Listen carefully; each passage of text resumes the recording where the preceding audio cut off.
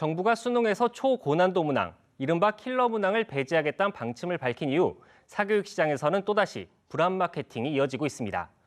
EBS 뉴스는 수험생들이 남은 기간을 안정적으로 마무리할 수 있도록 과목별 EBS 대표 강사들에게 남은 기간 실질적인 대비법을 듣는 자리를 마련했습니다.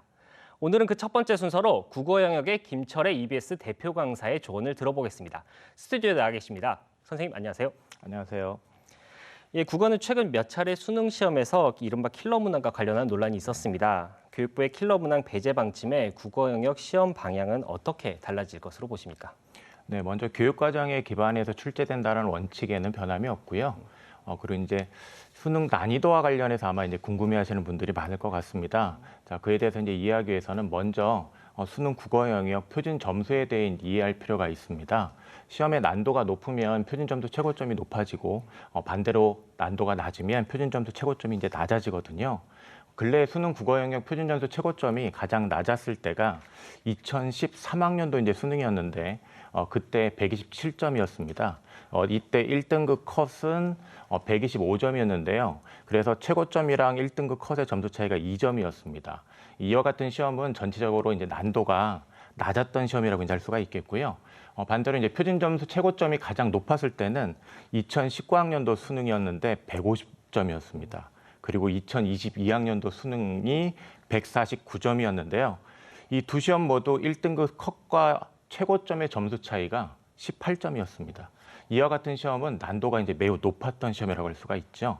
자, 그렇다면 이제 올해 수능의 경우에는 이제 어떻게 출제될 것인가를 생각해 봐야 되는데 평가원에서 수능 기본 계획을 발표를 할 때 적정 난이도를 갖춘 문항을 출제할 계획이라고 했거든요.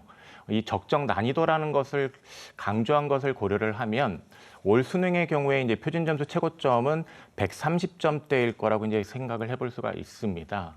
네, 작년 수능의 경우에 언어와 매체를 기준으로 해서 표준 점수 최고점이 134점이었고 1등급 컷이 이제 126점이었는데요. 이렇게 이제 130점대로 나오는 것이 이제 적정 아무래도 난이도라고 좀 보여지고요. 그래서 이제 올해 수능도 작년 수능과 비슷한 수준으로 이제 출제될 가능성이 크다고 이제 보여집니다. 이제 이렇게 출제된다라는 거는 지나치게 이제 배경 지식을 많이 필요로 하는 그런 지문이나 지나치게 이제 복잡한 사고 과정을 필요로 하는 문제를 배제한다라는 것이고요. 사실 그렇게 지나치게 어려운 것들을 이제 뺀다라는 것을 제외하고는 큰 변화가 이제 없다라는 것을 의미합니다. 그렇기 때문에 수험생들이나 아니면 학부모님들께서 크게 이제 불안해하지 않으셔도 될 것 같고요. 작년 수능이랑 이제 비슷하게 출제된다고 이해하시면 될 것 같습니다. 네, 지난해 수능 국어 같은 경우에는 어느 정도 난도와 변별력을 갖춘 시험이었다. 그렇기 때문에 흔들림 없이 준비하는 게 중요하다 이런 말씀이시죠? 네, 수험생의 입장에서는 큰 변화가 없다. 네. 네. 그래서 하지만 국어 과목은 이제 문해력이나 논리력 같이 문제 풀이에 필요한 역량을 단기간에 올리기 어려운 것도 사실입니다. 남은 기간 조금이나마 효율적으로 공부할 수 있는 방법은 무엇일까요? 네, 이 효율적이라는 거를 생각을 해보려면 이제 비효율이라는 것도 생각을 해봐야 되는데요. 이제 학생들이 비효율적으로 공부하는 어떤 대표적인 것이 이제 바로 뭐냐면 국어 문제를 기계적으로 이제 많이 푼다라는 겁니다. 그냥 기계적으로 읽고 답을 고르고 답을 맞추고 이 과정을 계속해서 이제 반복을 하는 것인데요. 이렇게만 공부를 해서는 이제 성적이 잘 오르지 않고요. 100세트의 이제 문제를 푸는 것보다 사실 학생들에게 도움이 되는 한 세트를 10번 반복해서 보는 것이 효율이 이제 더 높을 수 있다는 걸 염두에 둬야 하거든요. 자신이 잘하는 그런 잘 읽고 잘 생각해서 잘 풀 수 있는 것들을 매번 그냥 반복해봐야 결국은 자신의 현재 실력을 그냥 확인하는 것밖에 안 되거든요. 자신의 문해력, 논리력을 이제 향상시키는 데 도움이 되는 공부를 하기 위해서는 잘하지 못하는 걸 잘할 수 있게끔 만드는 자신의 약점을 파악해서 보완하는 공부를 잘 해야 합니다. 그리고 이제 또 하나 더 말씀드릴 것은 연계에 대비하는 것을 이제 잘하면 굉장히 효율성을 높일 수 있다는 것인데요. 이 연계 교재에서 연계 출제되는 요소들에 대한 이해를 충분히 하고 시험장에 가면 굉장히 성적에 있어서도 효율성을 이제 많이 높일 수 있을 겁니다. 단기간에 네, 맞습니다. 성적을 올릴 수 있는 비법이다. 예, 선택 과목인 언어와 매체, 화법과 작문은 어떻게 준비하는 게 좋을까요? 네, 먼저 언어와 매체 말씀을 드릴게요. 최근 언어에서는 예전에 비해서 이제 문제 해결에 시간이 많이 걸리는 문제가 출제가 되고 있거든요. 사례를 많이 주고 있습니다. 그래서 의문 단어, 문장 등의 다양한 사례의 구성 요소를 분석하는 연습을 많이 할 필요가 있습니다. 그리고 매체에서는 꼼꼼하게 매체 자료의 정보들을 확인해야 하는 이제 문제가 출제가 되고 있거든요.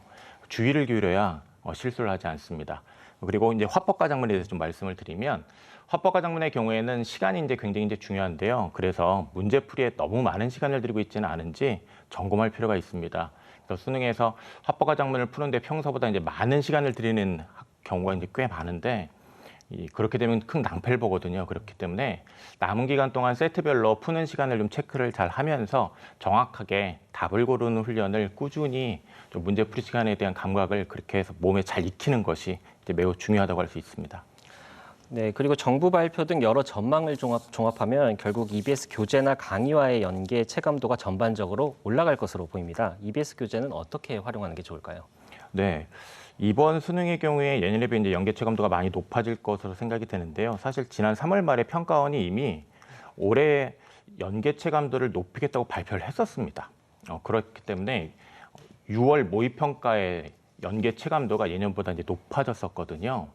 평가원의 발표대로 이제 자료를 수정 재구성하는 정도가 좀 이전보다 약화돼서 이제 유사도가 높았는데 EBS 연계를 대비하는 데 있어서 하나 더 생각해야 될 것이 바로 이제 그 적정 난이도, 변별력을 확보한다라는 것에 좀 유의할 필요가 있습니다. 이 변별력을 확보할 수 있는 문항들을 EBS와의 연계되는 요소들을 활용해서 이제 출제될 가능성이 높다고 이제 제 생각이 이제 보이거든요. 그래서 이제 국어의 경우에는 독서에서 사실 다소 까다로운 지문이 좀 나올 수도 있습니다. 그런데 이제 살짝 그런 까다로움이 아마 EBS 연계되는 요소를 이제 활용할 가능성이 높기 때문에 뭐 개념이나 원리방법이나 견해장 같은 그런 요소들을 잘 정리를 할 필요가 이제 있고요. 문학의 경우에도 상황, 사건, 정서, 심리 태도, 소재의 특징, 주제 등을 중심으로 그 내용들을 잘 또 이해할 수 있는지 체크하면서 연계에 대비하는 공부를 하면 도움을 많이 받을 것이고요. 그리고 학생들이 효과적으로 이제 좀 효율적으로 공부를 할 수 있도록 EBS에서 관련 강의를 많이 마련을 해놨습니다. 그렇기 때문에 그런 강의를 적극적으로 활용하는 것을 좀 학생들에게 추천을 하고 싶고요. 강의 수가 이제 많다면 자신에게 필요한 그런 강의를 선별을 해가지고 또 활용을 하면 도움 많이 받을 겁니다. 그리고 EBS에서 학생들이 학습하는 데 도움이 되도록 그런 연계교재 해설서도 이제 발간을 하고 있는데 그런 교재도 활용을 하면 도움을 많이 받을 수 있을 것으로 생각이 됩니다. 네, 수능이 100여일 남았는데요. 가장 좀 학생들이 어려워하는 시기입니다. 이 시기를 보내는 수험생들에게 마지막으로 꼭 건네고 싶은 조언 있으시면 한마디 부탁드리겠습니다. 예, 날이 많이 더운데요. 이렇게 더울 때 학생들이 좀 자신감을 잃는 경우가 많습니다. 내가 잘할 수 있을까? 자꾸 이제 의구심을 품으면서 걱정을 이제 하는 경우들이 이제 많은데요. 자신을 성찰하고 돌아보면서 자신의 이제 문제점을 찾는 것은 굉장히 좋습니다. 다만 그런 성찰의 결과를 바탕으로 자신을 발전시킬 수 있어야 하겠죠. 자신의 노력과 능력을 의심하는 데 계속 머물러 있으면 안 되고요. 자신의 노력과 능력을 믿고 해야 할 일들을 차근차근 해 나가면 근거 있는 자신감을 갖고 수능에 임해서 좋은 결실을 맺게 될 것이라고 생각을 합니다. 네, 정리하면은 국어는 지난해와 수능이 같은 난도 수준으로 예상이 되고요. 또 나에게 어려운 부분을 EBS 교재에서 찾아서 연습해 보는 게 중요하다는 말씀이셨습니다. 네. 네, 오늘 말씀 고맙습니다. 네, 수능을 100여일 앞둔 지금 올해 입시를 준비하는 수험생들에게 가장 중요한 시기이기도 하죠. 수험생들에게 남은 기간 실질적인 대비법을 전해주기 위해 EBS가 만든 순서. EBS 대표 강사 5인에게 듣는다. 오늘은 수학 영역의 심주석 대표 강사 모셨습니다. 선생님 안녕하세요. 안녕하세요. 네. 그래서 문이과 통합형 수능 이후에 수학의 영향력이 커졌다는 분석은 정말 많습니다. 이번 입시에서는 또 어떻게 전망할 수 있을까요? 네, 수학이 입시에서 가진 영향력은 사실 무시할 수 없을 겁니다. 뭐 예나 지금이나 뭐 입시의 큰 축을 차지하고 있는 게 수학인데요. 올해 입시라고 해서 저는 크게 달라지지는 않는다라는 점을 꼭 말씀드리고 싶습니다. 사실 통합 수능 이후에 뭐 미적분 선택자나 기하 선택자가 확률과 통계 선택자보다 1등급을 많이 가져간다라는 얘기를 들어보셨을 겁니다. 그렇죠. 올해도 비슷한 양상은 진행되겠지만 우리 확률과 통계 선택자 같은 경우에는 수학의 학습량을 좀 미적분이나 기하 선택자만큼 조금만 더 늘려주셔서 공부해 주신다면 오히려 수능에서도 자신의 목표에 한 발 더 가까워질 수 있지 않을까라는 생각을 갖거든요. 그래서 쉽게 포기하지 말고 끝까지 최선을 다해 주시고 또 수학은 투자한 만큼 충분한 보상을 받는 과목이다라는 거 잊지 않았으면 좋겠습니다. 투자한 만큼 보상을 받을 수 있다. 네. 수학은. 네. 그래서 특히 수학은 그런데 그동안 킬러 문항으로 불렸던 초고난도 문항으로 악명이 높았던 것도 네네. 또 사실입니다. 교육부는 올 수능에서 교육과정을 벗어난 문항은 완전히 배제하겠다 이런 방침을 세웠는데요. 이 방침에 대해서 수험생들은 어떻게 대응하는 게 좋을까요? 옛날 자료를 한번 찾아봤습니다. 2014학년도나 2015학년도 그때는 수능이 이제 A형, B형으로 나눠졌습니다. A형 같은 경우에 이제 인문계 학생들, B형 같은 경우에 자연계 학생들이었는데요. 그렇죠. 요즘은 통합 수능이니까 이제 미적분 기준으로 본다면 수학 B형과 한번 비교를 해봤습니다. 근데 B형 같은 경우에 1등급 컷이 그때 당시에 96점이나 92점이었거든요. 그러니까 한 문항, 두 문항까지가 1등급 컷이었다라고 보시면 되겠습니다.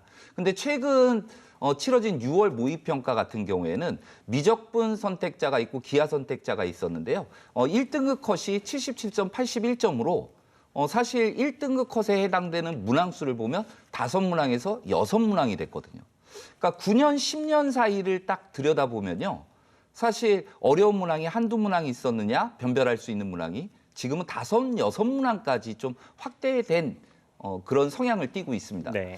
그렇다면 지금 이슈가 되고 있는 문항들이라는 게 대부분 정답률이 좀 낮은 20번, 22번과 30번 문항이거든요. 근데 그 두 문항이 빠지더라도 등급을 변별하고 상위권들을 변별하는데 크게 문제가 있지 않을 것이다라고 예측되어지고 있는 상황입니다. 뭐 모든 일에는 다 이유가 있겠지만 지금 수능이 예전에 비해서 많이 어려워졌다는 건 분명한 것 같습니다. 그래서 그 두 수행 문항이 조금 쉬워진 시험, 그러니까 다시 말하면 뭐 2014년 학년도나 2015학년도에 수능이 되더라도 전혀 지금 이상할 게 없는 거거든요. 그러니까 학생들 같은 경우에는 오히려 올해 수능이 수학 같은 경우에는 조금 더 열심히 공부한 친구들이 분명히 보상을 받을 수 있다. 예전 같으면 포기해버리고 안 풀어버릴 문항들도 도전했을 때 의외로 이거 풀리네? 이런 느낌을 받을 수 있는 수능이 될 테니까요. 수능 기출문제에서 너무 어려웠던 문제들보다는 쉽게 나올 것이다라는 생각을 가지고 너무 쉽게 공부하지는 마시고요. 그 수준에 맞춰서 대비를 해주신다면 분명히 좋은 결과를 얻을 수 있을 거라는 수능 예고가 된 게 아닌가라는 생각이 듭니다. 풀 수 있는 문항을 조금 더 풀려고 하는 노력을 조금 더 기울인다면 조금이라도 높일 수 있다. 네. 이렇게 이해하면 되겠죠. 그래서 하지만 또 수학은 또 단기간에 성적을 올리기 어려운 과목으로 또 꼽히는 것도 사실인데요. 네. 이제 수능을 100일 좀 넘게 남았는데 남은 기간 조금이나마 효율적으로 보낼 수 있는 방법은 어떤 게 있을까요? 네. 수학이 2점, 3점, 4점짜리 문항으로 구성되어 있는데요. 2점짜리 문항과 3점짜리 문항을 다 맞췄을 때는 48점이 나옵니다. 근데 이 48점이라는 점수를 이번 6월 모의평가에 대입을 해보면요. 4등급에 해당되는 점수거든요. 그러니까 하위권 학생들이 상위권, 중상위권에 그런 공부를 할 이유는 없잖아요, 사실. 그러니까 2, 3점 문항들, 기출문제를 보면서 2, 3점 문항들을 좀 다 해결할 수 있는 그런 연습을 하위권 학생들 같은 경우에 해주는 것이 좀 가성비 높은 공부를 하는 게 아닌가라는 생각이 들고요. 또 중상위권 학생이라면 아무래도 이제 4점짜리 기출문제들, 연계교재는 기본으로 해야 될 거고요. 그다음에 4점짜리 기출문제에서 도전해 볼 만한 문제들을 좀 많이 연습해 주셨으면 좋겠습니다. 사실 학생들이 시간이 없다 보니까 문제를 갖다가 기계적으로 푸는 경향들이 좀 많이 나타나는데 사실 정답에 너무 포커스를 맞추지 말고 풀어나가는 과정에 좀 의미를 부여하면서 좀 승부를 내보는 게 어떨까. 그런 공부, 과정에 좀 더 충실한 공부를 해나가는 것이 오히려 더 좋은 결과를 맞이할 수 있을 것이다 라는 점을 말씀드리고 싶습니다. 네, 어제 전해드렸던 국어 영역 같은 경우에는 이제 6월 모의평가에서 실제로 EBS 연계 체감도가 높아졌다 이렇게 전해드렸었는데요. 수학의 경우는 어떻습니까? 평가원에서 체감 연계율을 높이겠다라고 분명히 말했었습니다. 그리고 올해 치러진 6월 모의평가를 보면 기존 수학의 어떤 연계와는 다른 어떤 연계가 저도 시험을 보면서 느껴졌었거든요. 근데 여기서도 중요한 거는 그 정답이 나오는 과정이 아니고 풀이 과정이 똑같은 과정으로 나왔습니다. 그러니까 사실 우리 뭐 예를 들어서요. 어디를 여행을 간다라고 할 때 그 지역을 누군가의 안내를 받으면서 길을 간 거와 내가 직접 찾아갈 곳을 미리 조사해보고 어디에서 어디로 간다라는 동선까지 다 계획하에 여행을 갔었을 때 다시 찾아간다면 전자보다는 후자가 훨씬 더 길을 잘 찾아갈 수 있을 거라는 생각이 듭니다. 마찬가지로 수학도 그냥 쭉 풀어버려가지고 한 번 푼 거 가지고 그 문제가 기억나기는 상당히 힘들거든요. 그런데 그 과정이 왜 다음 과정으로 넘어가는지 그 과정에 집중해서 그 문제를 바라보다 보면 나중에 수능 문제를 나 이거 이렇게 가면 되는데 라는 생각이 들 정도로 좀 친숙하게 풀 수 있을 거다라는 생각이 들거든요. 그래서 우리 친구들 그 과정에 충실한 그래서 연계교재의 효과를 실제로 한번 체감할 수 있는 수능이 됐으면 좋겠습니다. 네, 통합형 수능 이후 또 이슈가 수학에서 이 선택 과목 간의 유불리 논란입니다. 올해 입시에서도 변수가 될 수 있을까요? 사실 뭐 선택 과목의 유불리 때문에 내 목표한 점수가 뭐 나오지 않았다라는 이야기는 저도 교직 27년 차인데요. 들어본 적이 없는 것 같습니다. 그리고 사실 수학에서도 그래서 조정 점수라는 걸 줘서 유불리를 최소화하기 위해서 노력을 하고 있는 거고요. 근데 확률과 통계 선택자들이 미적분과 기하 선택자들이 1등급을 많이 가져가니까 내가 확률과 통계 선택한 게 내가 불리한 거 아니야? 라는 착각을 일으킬 수도 있겠죠. 하지만 미적분이나 기하 선택자들이 수학에 투자한 공부 시간이 많다라는 거거든요. 저는 확언할 수 있는 말 중에 하나가요. 확률과 통계 선택자들이 미적분 기하 선택자만큼 수학을 공부해 준다면요. 오히려 지금의 현상은 반대가 될 수도 있을 겁니다. 그래서 공부한 시간의 문제이지 어떤 선택 과목의 유불리에서 1등급자들이 많이 나온다. 절대 그런 거 아니다라는 생각이 듭니다. 그리고 8월 24일부터 수능 원서 접수가 시작을 돼요. 그래서 9월 모의평가를 치르고 나면 학생들이 나 이거 선택 과목 계속 유지해도 되나? 이런 불안한 심리에 선택 과목을 바꿔버리기도 하거든요. 근데 정말 신중하셔야 됩니다. 지금까지 내가 투자한 시간과 앞으로 투자했을 때 내가 어느 정도 성과를 낼 수 있을지를 정확하게 판단해보고 객관적으로 판단해보고 정확하게 선택 과목에 유불리 그런 거 존재하지 않으니까 좀 본인이 잘할 수 있는 과목에 대해서 선택을 하고 시험에 응해 주셨으면 좋겠습니다. 네, 이제 수능을 100여일 남은 이 시기를 보내는 수험생들에게 마지막으로 꼭 건네고 싶은 조언 있으시면 한마디 부탁드리겠습니다. 학교 현장에 작년까지도 제가 계속 고3 담임으로 있었는데요. 입시라는 게 모든 학생이 동일한 조건이 아니거든요. 어떤 친구는 수시만 지원하는 친구가 있고 수능 최저 때문에 수시와 정시까지 가야 되는 친구가 있고 또 어떤 친구는 정시까지 가야 되는 정시만을 위해서 가는 친구들도 있습니다. 그런데 교실의 분위기는 이렇게 다양한 어떤 그 목표들이 다른 학생들이 있는데 분위기에 너무 휩쓸려 버리는 거죠.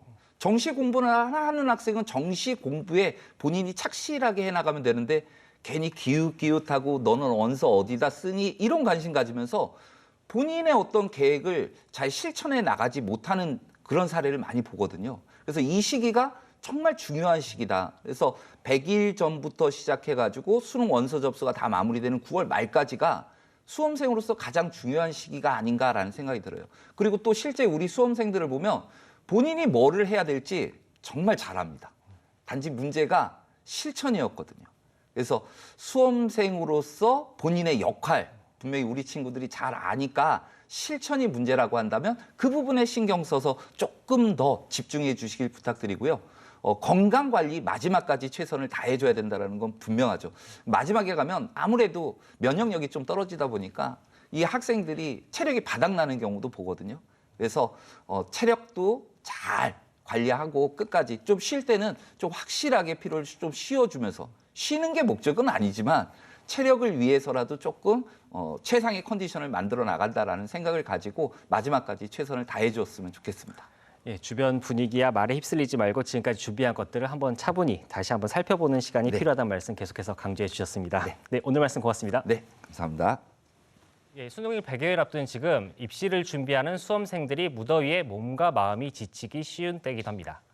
남은 기간 효과적인 수능 대비법을 듣는 수서죠.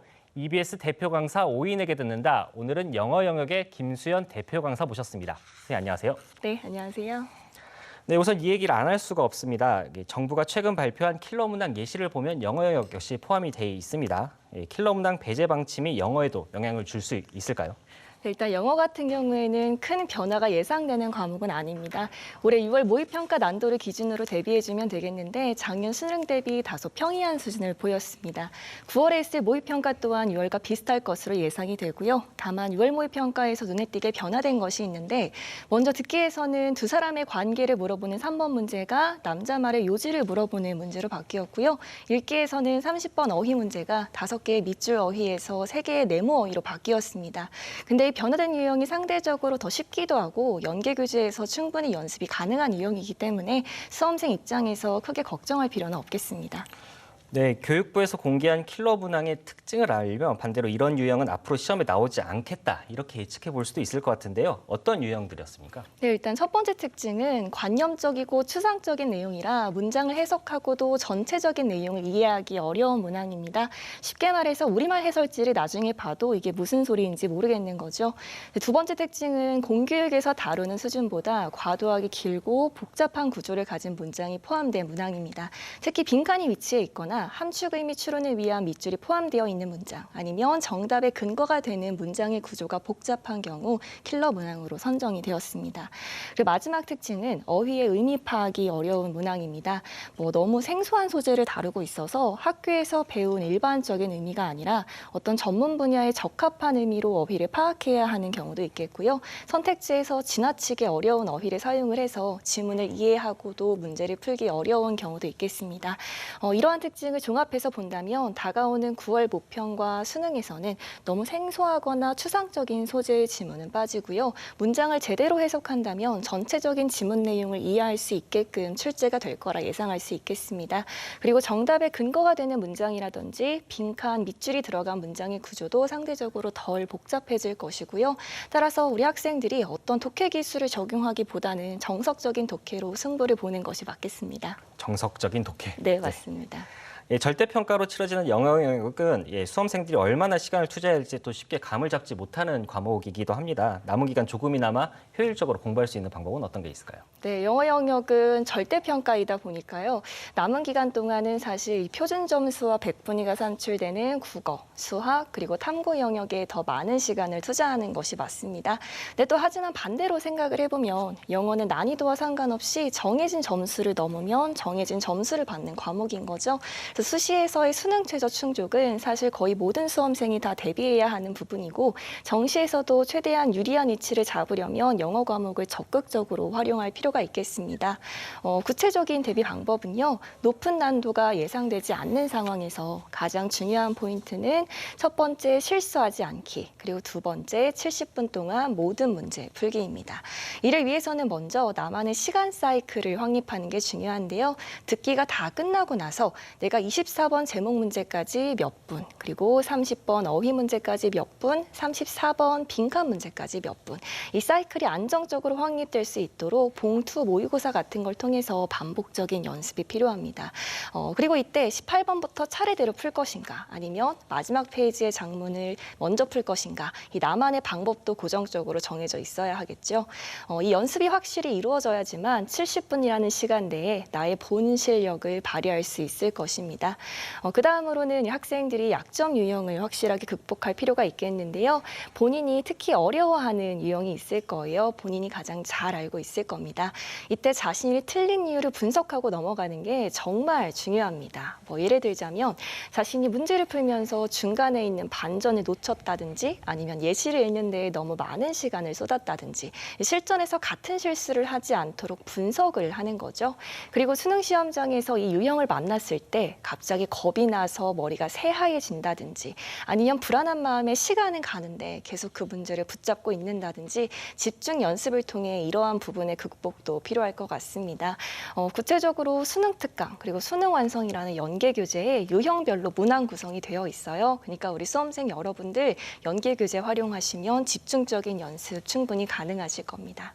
예, 포인트로 실수하지 않기 말씀해 주셨는데 의외로 학생들이 실수하는 부분이 바로 듣기 부분입니다. 네, 맞습니다. 그 부분은 또 어떻게 좀 대비할 수 있을까요? 네, 이 듣기에 대한 대비 말씀드리고 싶은데요. 우리 수험생 여러분 절대 소홀히 하시면 안 됩니다.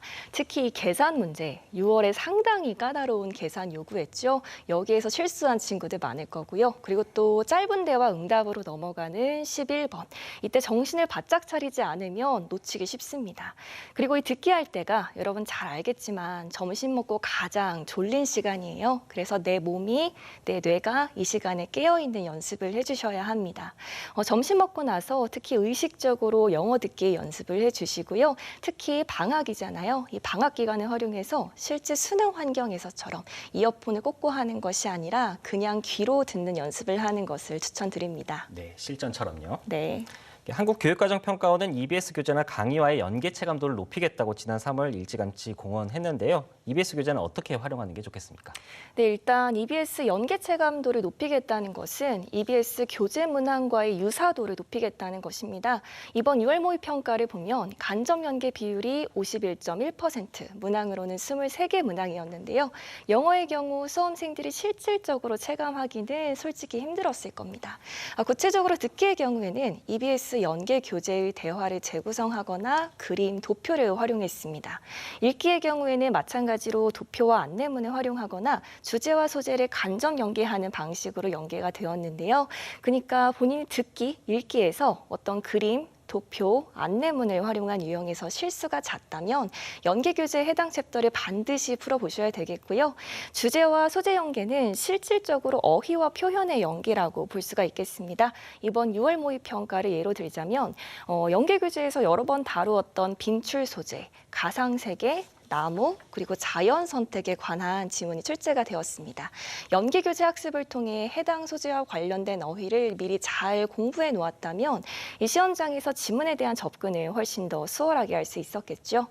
그리고 아까 말씀드렸듯이 본인이 학습한 어휘의 의미 범위 내에서 추론이 가능하도록 어휘가 활용될 것이기 때문에 이 연계 교재 중심으로 어휘 학습을 꾸준히 이어나가셔야겠습니다.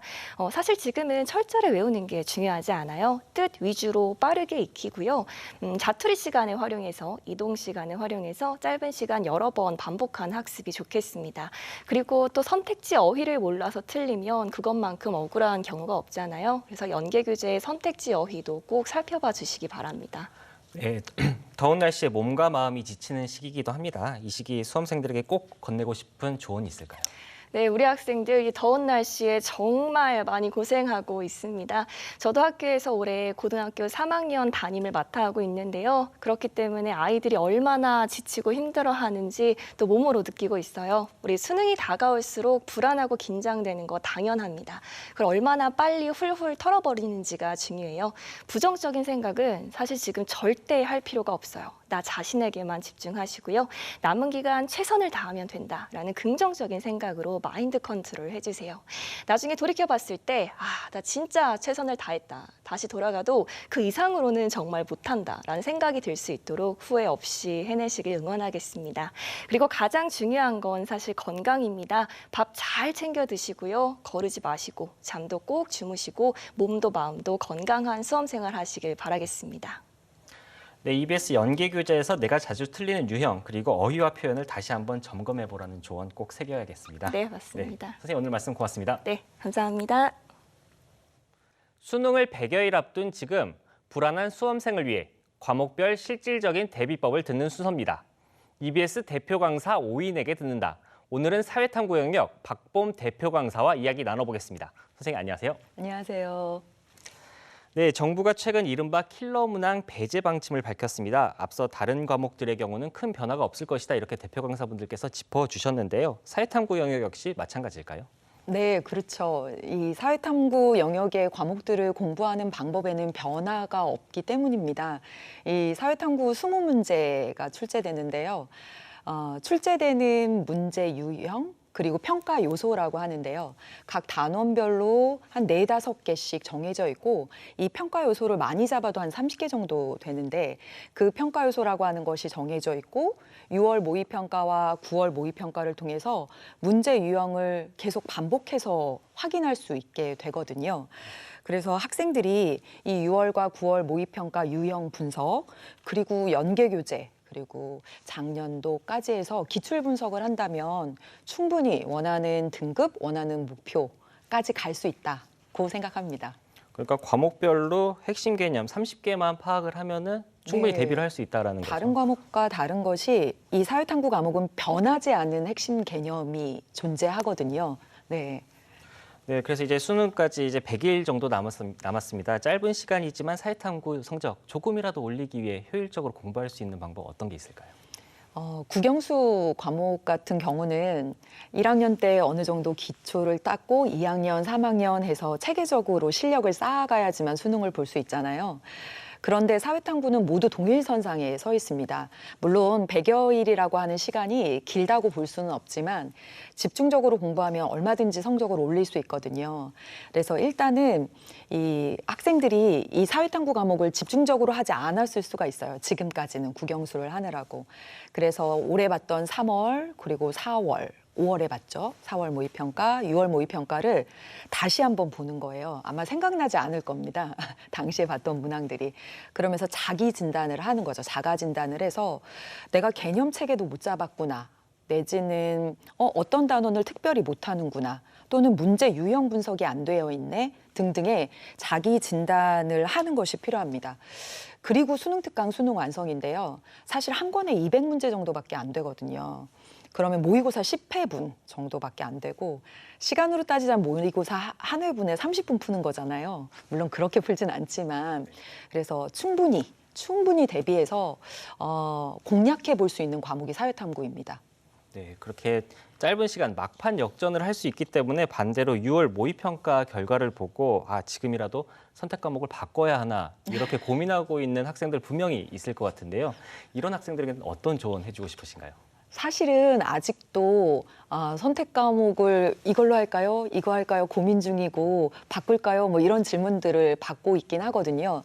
근데 선택 과목을 바꾸고 싶다 내지는 고민이다라고 하는 학생들과 이야기를 해보면 냉정히 말하면 아직 그 학생들의 경우는 사회탐구 선택 과목을 결정하지 않은 거라고 생각을 합니다. 그래서 학교에서 배웠던 과목 중에 이번에 이거 괜찮을 것 같은데 하는 마음으로 풀었을 가능성이 굉장히 있다고 생각하고요. 아직까지 정하지 못한 상태로 이 과목 저 과목에 어찌 보면 기웃거렸을 수 있다고 생각을 해요. 그런 학생들에게 말해주고 싶은 건 그런 학생들이 고민인 것이 이 과목을 하면 이 부분이 어렵다고 하고 뭐 예를 들어서 사회문화를 하면 표가 어렵다고 하고 하는데 선생님 어떻게 해요? 하는데 모든 과목에 난관이 있거든요. 사실은 어려운 부분이 있는데 그러한 부분들을 생각하다 보면 선택할 수 있는 과목이 없습니다. 그 난관은 너무나 당연한 것이기 때문에 학교 선택 과목이나 공부했던 과목들 그리고 자기의 적성, 진로 이런 것들을 생각해서 곰곰이 생각한 다음에 선택하면 이제 밀고 나가야 된다. 그리고 지금껏 선택을 못한 것이다. 이제 선택하고 밀고 나가라라고 말해주고 싶습니다. 네, 한국교육과정평가원의 발표 등을 종합하면 EBS 교재나 강의와의 연계 체감도가 높아질 것으로 보입니다. 앞서 간단하게 말씀해 주셨는데 EBS 교재 어떻게 활용하면 좋을지 조금 더 자세하게 설명 부탁드리겠습니다. 연계 교재라고 하는 게 사실은 수능을 출제하는 출제진이 이거 보고 여기서 변형해서 내지는 비슷하게 출제하는 거야 라고 알려주는 거거든요. 예를 들어서 학교 시험을 출제할 때도 그렇거든요. 여기 부분하고 이 부분에서 출제할 거야 라고 하면 학생들이 그 부분 막 진짜 열심히 봐요. 그렇죠. 근데 학교 시험은 그렇게 하는데 왜 수능은 이 출제진이 보는 교재라는 것을 알려줬는데 안 보지? 이런 생각이 좀 들긴 합니다. 물론 학교에서 학생들이 해야 될 것들이 너무 많고 내신 준비 또는 수행평가 그래서 수능 특강 수능 완성을 볼 시간이 없다고는 하지만 사실은 출제진이 보는 교재이고 또 하나는 사회탐구는 이 핵심적인 개념이 정해져 있기 때문에 이 연계 교재를 보면 이 연계 교재에 있는 문제랑 똑같이 나와라고 하는 것이 아니라 이 핵심 개념을 연계 교재에서 잘 공부했는지 확인하고 나면 충분히 수능 문제를 풀 수 있다라고 하는 자신감을 갖게 해주는 그리고 수능 특강 수능 완성으로 충분히 실력 향상이 가능하거든요. 수능을 풀 수 있을 정도의 수준으로 끌어올려주기 때문에 꼭 2번, 3번 면밀하게 정성 들여서 풀어보셨으면 좋겠습니다. 그럼 진짜 성과가 나요. 예. 사회탐구 과목이 여러 개가 있지만 공통적으로 적용되는 내용인 거죠? 네, 그렇습니다. 예, 맞습니다. 네, 킬러 문항 배제 방침 이후 첫 평가원 주간 모의 평가가 9월 6일 시행됩니다. 9월 모평 어떻게 준비하고 결과는 어떻게 활용하면 좋을까요? 9월 모평까지 약 한 달 정도 남았는데요. 정말 평가원이 출제할 때는 이 9월 모의평가니까 대충 출제하고 절대 그렇지 않을 거 아니에요. 그냥 수능입니다. 수능 문제랑 똑같은 문제가 9월에 따라서 9월에 보는 수능이라는 생각을 학생들이 하셨으면 좋겠어요. 그래서 9월에 보는 수능이고 한 달이 남았고 이 한 달 동안 집중적으로 대비한다는 생각으로 한 달 남은 기간 동안 어떻게 핵심 개념을 정리할지에 대한 계획, 그다음에 어디까지 문제풀이를 하고 기출 분석을 어느 정도까지 할 것인가에 대한 계획을 세워서 9월에 보는 수능이라는 생각으로 정말 진지하게 임해 주셨으면 좋겠어요. 제가 그런 말 할 때가 있거든요. 9월 모의평가 차라리 망해라 라고 하는 얘기를 할 때가 있어요. 왜 그러냐면 9월 모의평가를 잘 보면 학생들이 좀 자만을 해서 마음을 놔요. 그래서 종종 수능에서 9월 모의평가보다 못한 성적을 받는 경우를 봤거든요. 근데 9월 모의평가를 혹시 실수하더라도 끝나고 나면 이게 모의평가였다. 9월에 보는 수능인 줄 알았더니 모의평가네 라는 이 생각으로 다시 한번 정말 그때 9월 모의평가에서 미진했던 부분들을 점검해서 보완한다면 수능에서 그동안 봤던 시험 중에 가장 높은 성적을 받을 수 있을 거라고 자신할 수 있습니다. 그래서 6월 모의평가와 9월 모의평가를 두고 이 개념별로, 단원별로 이게 출제된 것들을 비교해서 보면서 외울 듯이 반복해서 보라고 말하고 싶어요. 네, 그렇다면 분명히 좋은 결과가 있다. 외울 듯이 봐라. 네. 그 진짜 9월 모의평가와 6월 모의평가. 예. 알겠습니다. 네. 이제 수능을 100여일 앞둔 이 시기를 보내는 수험생들에게 마지막으로 꼭 건네고 싶은 조언이 있으십니까? 지난해 말 예비 수험생이라고 막 이제 열심히 할 거라고 하는 학생들을 봤었고요. 1월에 또 3월에 이제 진짜 열심히 할 거라고 불태우는 학생들을 봤습니다.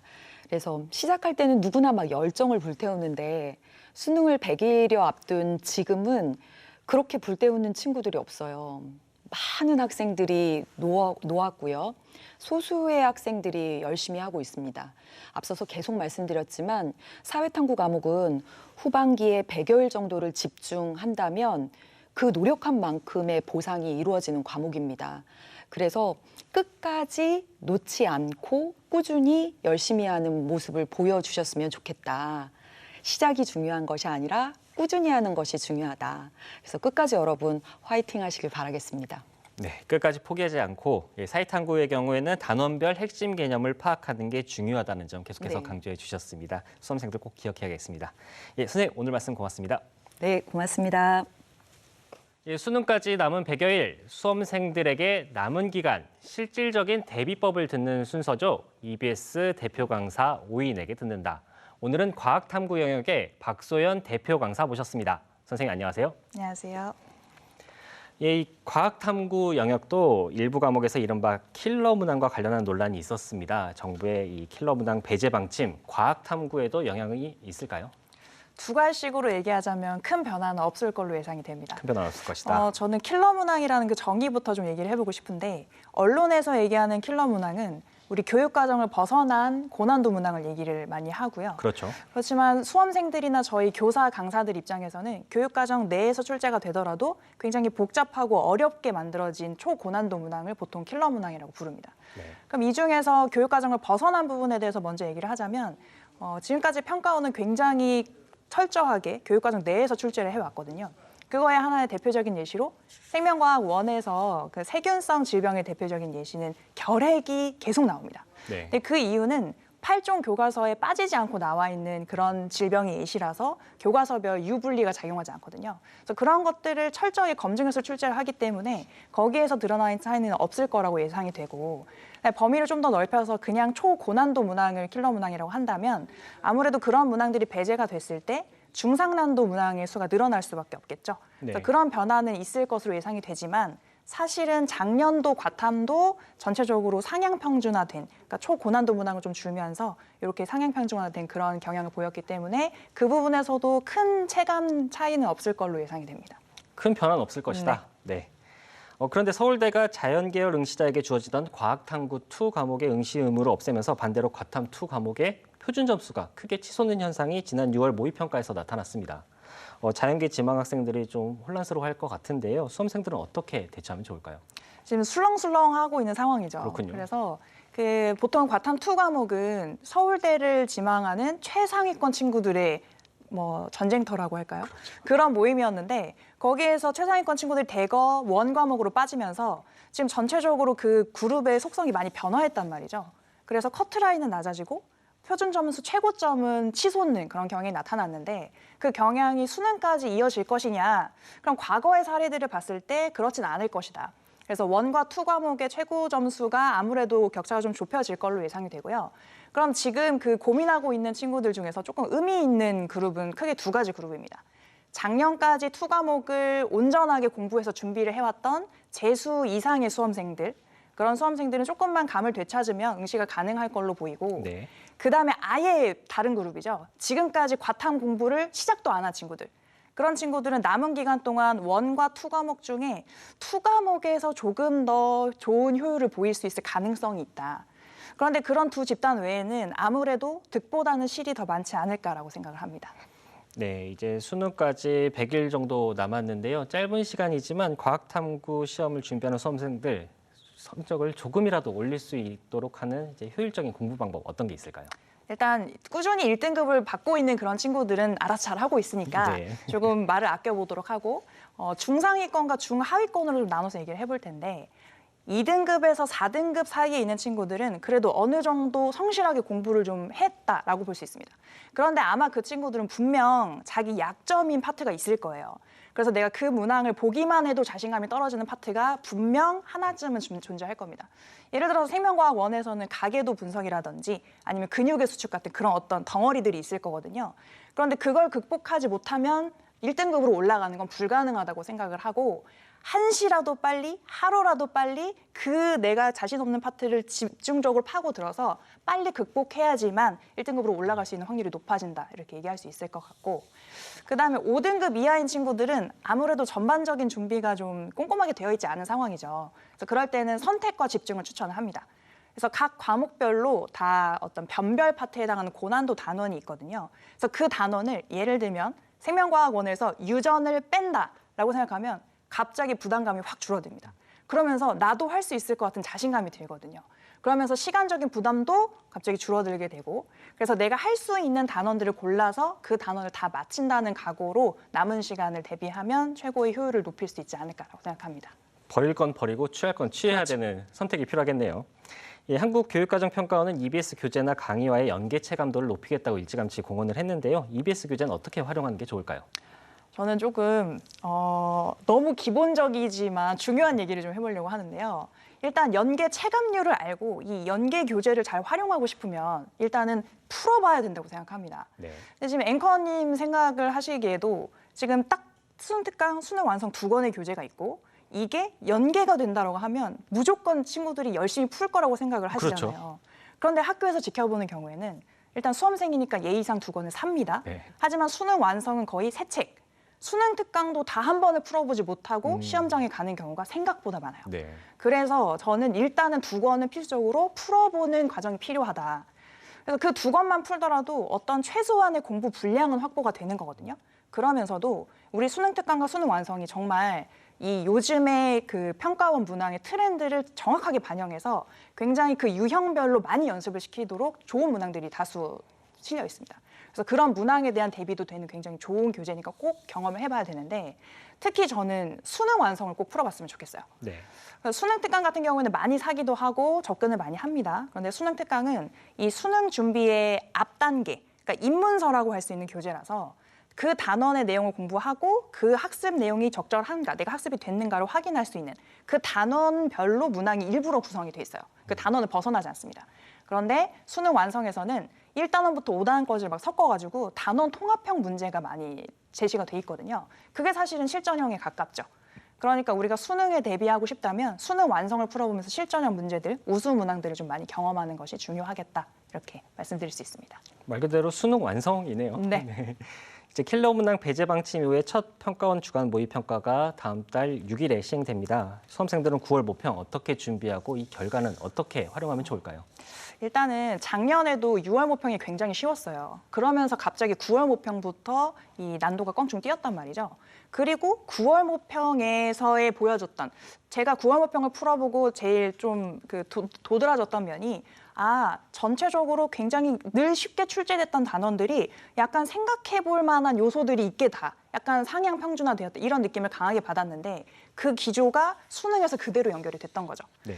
그래서 지금 올해도 2월 모평이 굉장히 과탐 모든 과목에서 쉬웠기 때문에 지금 자신감들이 차 있을 거란 말이에요. 그래서 이번 9월에서는 정말 자기의 실력을 확인할 수 있는 그런 기회가 되니까 그때보다는 조금 성적이 떨어질 수 있다는 가능성을 염두에 두어야 하고요. 그다음에 이제 9월 모평을 보고 나면 그 결과를 바탕으로 그 다음 공부를 진행을 해야 되는데 이번에 초고난도 문항들이 배제가 되면서 키워드는 실수를 줄이는 것이라고 저는 생각을 합니다.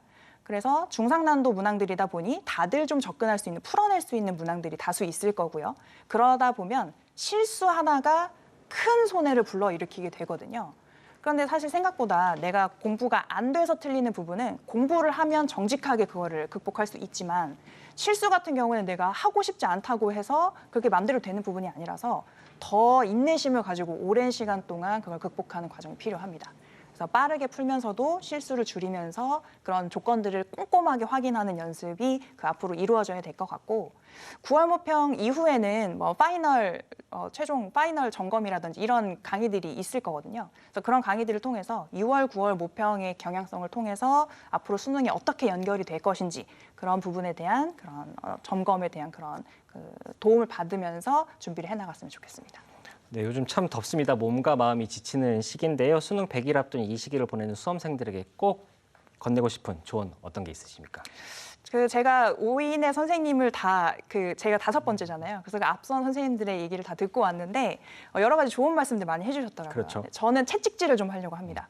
그래서 여러분들이 상위 1등급, 그러니까 전국 상위 4%의 결과를 받고 싶으면 노력도 그 정도 해줘야 돼요.